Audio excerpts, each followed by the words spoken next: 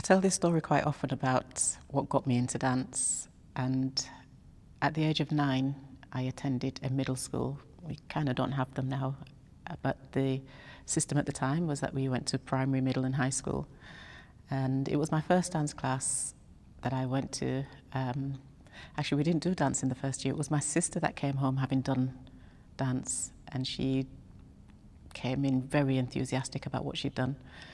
And she said, "Can you do this?" And I was like, "Well, this looks interesting." And I tried it, and so it went on. So we had a dance class in the kitchen, and before I knew it, I was just thinking, I can't wait to get to the school, because I had an affinity with it straight away. And she was my first introduction to dance, actually, when I think about it.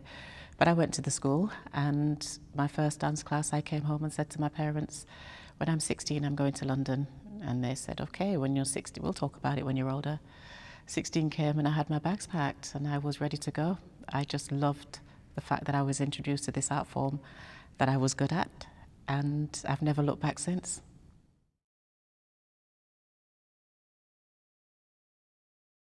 Before I left school, before I graduated, I did an audition, and we weren't supposed to do auditions.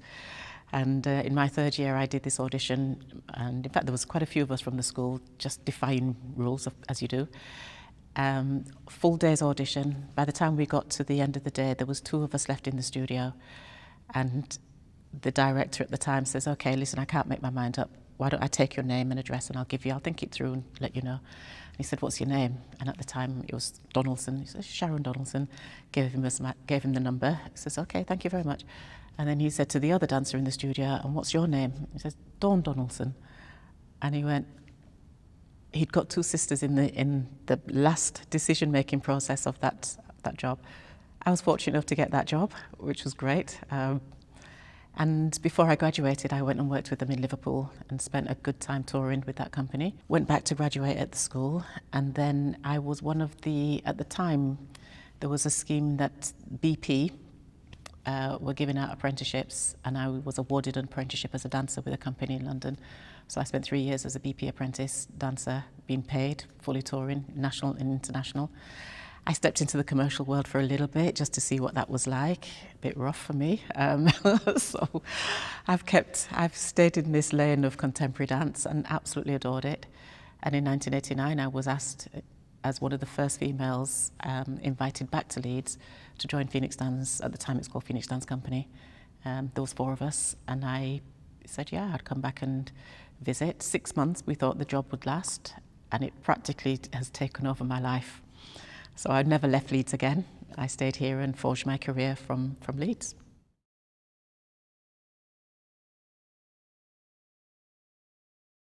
So I came back to Leeds, this is showing my age, back in '89 when I was invited back to Leeds to be one of the performers of Phoenix Dance Company. As I say, at the time it was a company, not theatre, which it is now.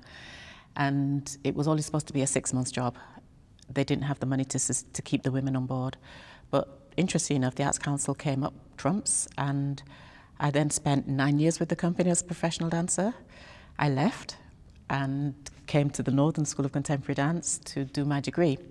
Went back to the company, continued performing, but then I left again, and I came to the school here to be a lecturer in dance. And I spent a good 6 years here under Nadine Senior as a dance lecturer. And then I was asked to go back to Phoenix Dance Company to be their rehearsal and tour director, which I did. I toured under Darshan Singhbula, who was also a professional dancer from London, actually born in Leeds, but went to London to train. And I spent maybe, 6 years under Darshan before I applied for the job of the artistic director of Phoenix Dance Theatre. And at my second attempt, I was given it, and spent 11 years as the artistic director of that company. Left and came back here to take up the role as the CEO and the principal of this amazing institution. When I decided to do my degree, it was a good time for me because I was actually getting quite burnt out. The touring pattern was just incredible, but absolutely, back-breaking work. The touring was phenomenal. The work was incredible, but there came a point where I was really struggling and felt that my body had just fatigued. So it was a good time to step out, which I did, and got my degree and I went back. Continued for a while, but I knew at that point as well I also wanted to run my own company. So the opportunity of coming back here as a lecturer meant that I could also pursue other things. And I did. I had my own company, ABC Dance, which was arts beyond contemporary dance, which allowed me to do so many other things and just integrate the form of dance into other areas of creativity. And went back, and each time just wanting to deliver more, knowing that actually I'm only going to be a performer of this level with this caliber of capabilities for a period of time. Knowing that I could offer back, I was a great teacher, so I offered that back as well, which was fabulous. But I also had the skill for producing work, putting work on the stage, looking at some of the business side of it. And under Dash and Sing Buller, I was able to really explore that. When I didn't get the job, Phoenix, I was pretty flabbergasted. Just how is it that I'm actually literally running the company and they didn't give me the job? Started to question my capabilities and doubt myself. So I decided I was going to test myself and see where my gaps were. I applied for the Clore Leadership, which is a bespoke program for future leaders. And I was able to get onto that, which again was probably one of the scariest times of my career. And 1,001 questions about my capabilities and what I thought the future could hold for me as a leader. Got through that, survived that, and I just thought, actually, I can do this. So I'm going back in. And I did. And things just shifting the confidence, shifting the capabilities, shifting the conversation and the purpose. And I felt that I'd landed in the right space to be able to grow. And I did, and continued to grow, because here I am as a CEO and the principal, feeling that I can still give back. I've still got a lot to learn, but I do feel that I'm in the right place, doing the right thing for the right people.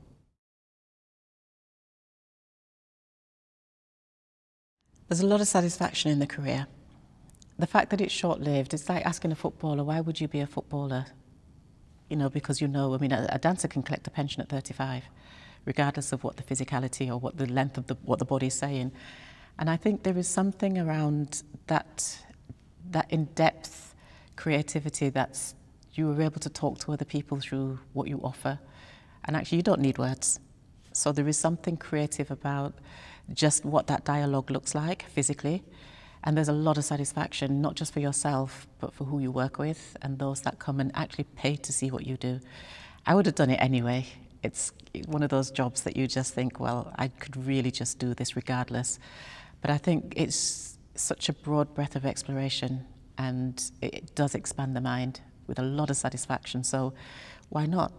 You can do it while the body's young, and the body can, mind you, nowadays we're still continuing to dance. I was on stage about 6 months ago, still feeling that passion for it. So it's something that never leaves you. And I think the education that, sits underneath all of that experience really does help you to become the human that you really want to see out there, and the person you want to become. So I don't see any reason why you shouldn't do it, is more my question. And it leads to other things. If you're not on stage taking that curtain call, then there are other ways in which I think that passion for dance can be rewarding. It can give back in so many ways. And like I say, the satisfaction of knowing that you've got an audience out there that have said, actually, I really enjoyed what you offered, is really, it's priceless.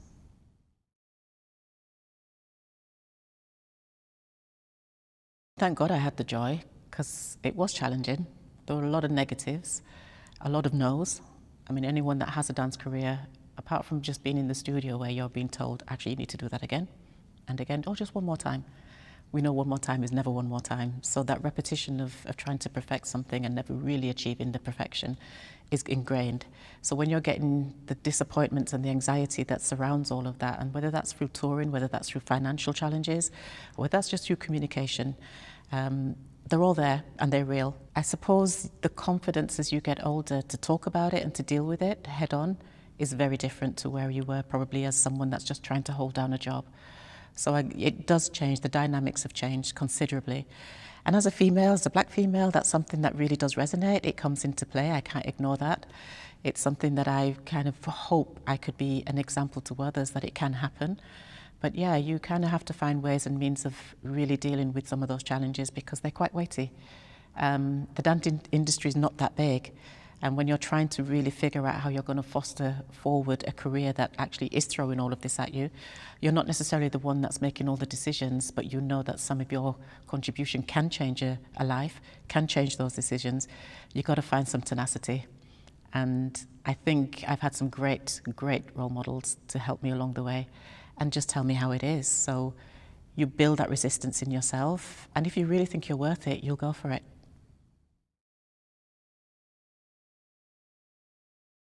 So the DCD, at the time when I was deciding, having had the rejection of not becoming the artistic director, I had to figure out what I was going to do and whether or not I was going to stay with the company. I didn't think I could because I was questioning my own capabilities. So I did apply for the Clore Leadership, and DCD were my sponsors. The second time round, they helped me to get my degree in the first instance, so that was great because, yeah, coming from a working class background, there's not a surplus of funds to be able to do that, so they really helped me to take that first step. And then the second time was they were absolutely responsible for helping me through the Clore Leadership Programme. Again, a bespoke programme that just said, once you've got your foot in the door, and it's a world programme, a worldwide programme, so you're really, the competition's fierce. And I needed that support. So I was able to get through and figure out why I wasn't getting the job. What did I do wrong? It was that journey and that support that helped me just to say, I can step away from this environment and really focus on questioning and challenging myself. Like I say, it was one of the most challenging experiences of my career. And although you say, would I advise anyone to do it? Absolutely, because I needed to know. And the support of the DCD enabled me to sit and challenge, and for me not to feel as though I had a family as well, which was another area of support that I needed. So a combination of all of that just enabled me to have a platform that I could work from.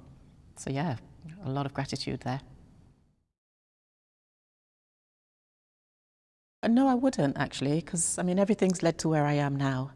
I think what is interesting is when I reflect back on some of the decisions I've made, just how much I wanted something and how much I was prepared to go for it. So I guess by not giving up on some of those things, it has enabled me to be where I am now.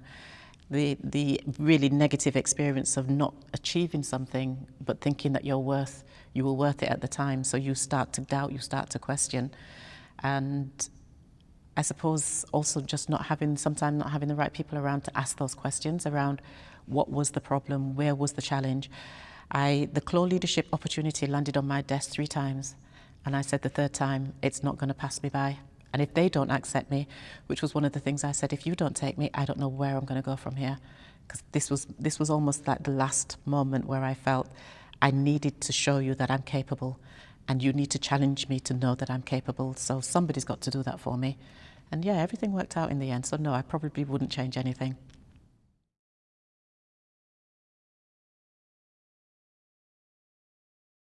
I've often heard people describe dancers as having soft skills. And I wish we would change that narrative, because ultimately, anything creative isn't a soft skill. It probably is an essential skill.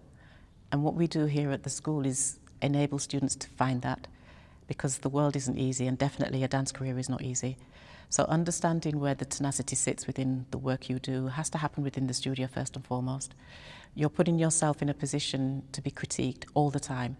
Not everybody's going to like what you do, so you've got to build some resilience. And for us to be able to make that happen in a space that is protected but is also enabling is a real mission.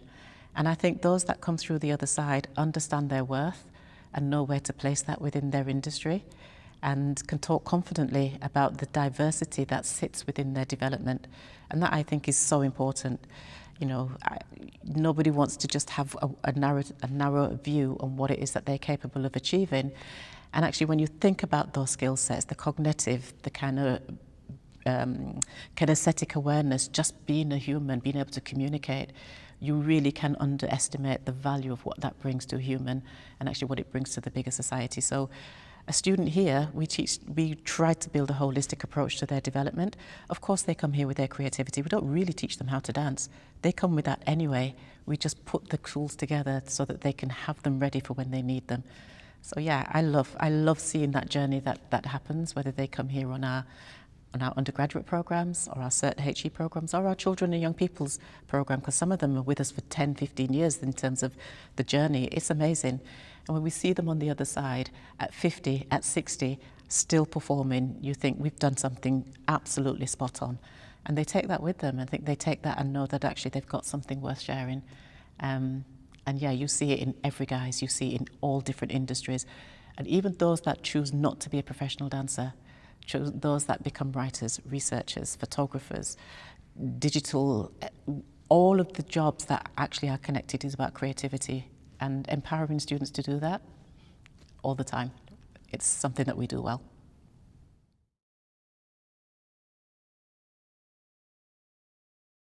I think one of the things that I would advise anyone to consider, the DCD has been growing a while, and the visibility of it, perhaps maybe they need to ask questions about how do they engage with the DCD.